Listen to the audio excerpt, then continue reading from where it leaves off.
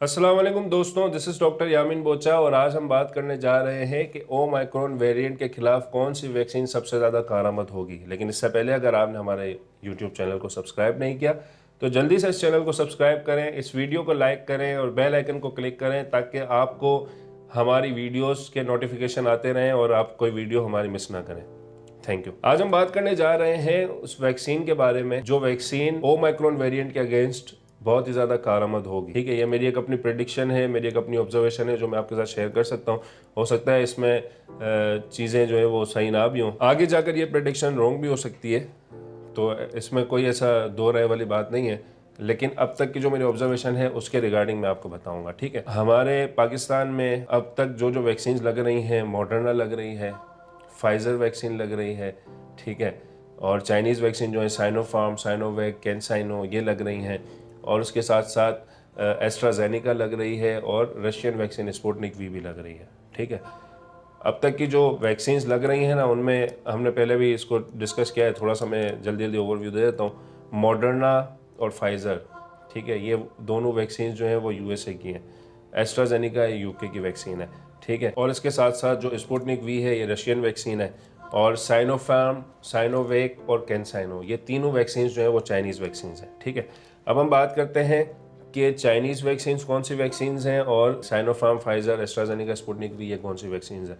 ठीक है, Chinese vaccine जितनी भी हैं वो इन्फेक्टिविटी ख़त्म करके वायरस, जो डेड वायरस है या इनएक्टिवेटेड वायरस है, उसके रिगार्डिंग वैक्सीन बनी हुई हैं। ठीक है, कि वो वैक्सीन आपकी बॉडी में जाती हैं, वो डेड वायरस के को सेंस करती है हमारी बॉडी और उसके अगेंस्ट एंटीबॉडीज़ बना देती है। ठीक है, और वो एंटीबॉडीज़ बन जाती हैं।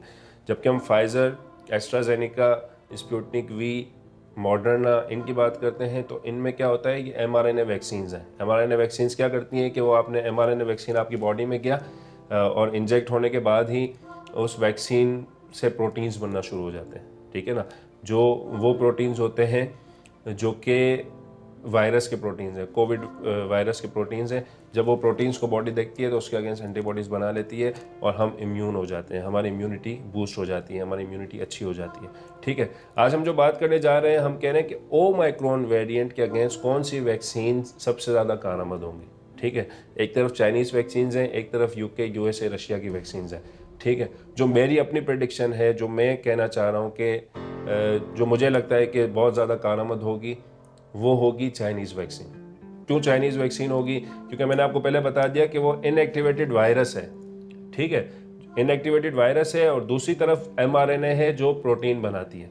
तो ओमाइक्रॉन वेरिएंट का हमने पहले ही देख लिया कि 32 स्पाइक प्रोटीन्स में चेंजेस हैं।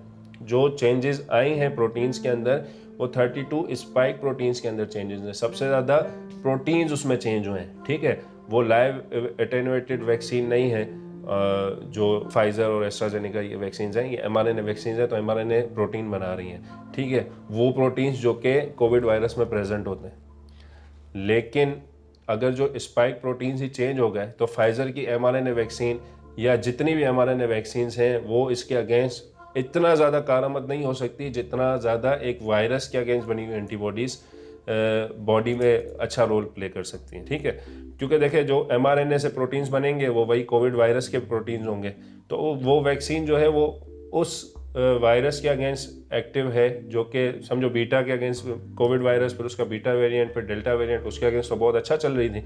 ठीक है, लेकिन उसके साथ साथ जो भी ओमाइक्रॉन वेरिएंट आया है उसमें स्पाइक प्रोटीन्स हैं अलग अलग, तो वो जो स्पाइक प्रोटीन्स हैं वो इस वैक्सीन से नहीं बनेंगे। ठीक है ना, तो ये तो हो सकता है कि वो स्पाइक प्रोटीन वाला जो ओमाइक्रॉन वेरिएंट है वो बॉडी में जाए और उसके अगेंस्ट एंटीबॉडीज़ बन जाए, ये एक अलग एक्सेप्शन है। लेकिन चाइनीज़ वैक्सीन जो है वो तो इनएक्टिवेटेड वायरस ही लेके जा रही है बॉडी में। जब वो इनएक्टिवेटेड वायरस जाएगा तो पूरे वायरस के अगेंस्ट एक एंटीबॉडी बन जाएगी बॉडी के अंदर, तो वो जो एंटीबॉडी बनेगी वो फिर स्पाइक प्रोटीन्स के चेंजेस हो जाए या कुछ भी ऐसा मसला हो जाए तो वो उसके खिलाफ कोई ऐसा इशू नहीं कर सकती और ईजीली वो एंटीबॉडीज़ ओमाइक्रॉन वेरिएंट वाला जो कोरोना वायरस है ना उसको भी किल कर सकती है। ठीक है, तो ये बहुत बड़ी खुशखबरी है एक तरह से, और इंशाल्लाह आगे ये मेरी प्रेडिक्शन, मुझे लगता है कि ये आगे जो रिसर्चेज आएंगी, आगे जो डेटा गैदरिंग होगी, डेटा कलेक्शन होगी, उस डेटा कलेक्शन से जो रिज़ल्ट आएगा उसमें चाइनीज़ वैक्सीन ही सबसे ज़्यादा कारआमद होगी। ठीक है, बाकी फिर जो रिज़ल्ट आता है उसमें अल्लाह की मर्ज़ी है क्या आता है क्या नहीं आता। लेकिन अब तक की जो ऑब्जर्वेशन है, जो मैं अपना एक्सपीरियंस बता रहा हूँ, अपनी ऑब्जर्वेशन बता रहा हूँ, वो यही है कि ये जितनी भी चाइनीज़ वैक्सीन है ये सब ओमाइक्रॉन वेरिएंट के अगेंस्ट बहुत ही ज़्यादा कारआमद होंगी। और हमारे पाकिस्तान में मेजॉरिटी लोगों ने चाइनीज़ वैक्सीन ही लगाई है, तो पाकिस्तान में इंशाल्लाह ऐसा नहीं होगा कि ओमाइक्रॉन वेरिएंट से तबाही हो।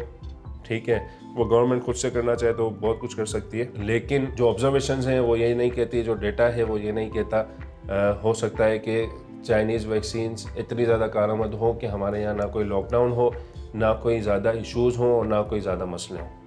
ठीक है, मिलते हैं अगली वीडियो में एक नए टॉपिक के साथ। तब तक के लिए अपना ख्याल रखिएगा। अस्सलाम वालेकुम।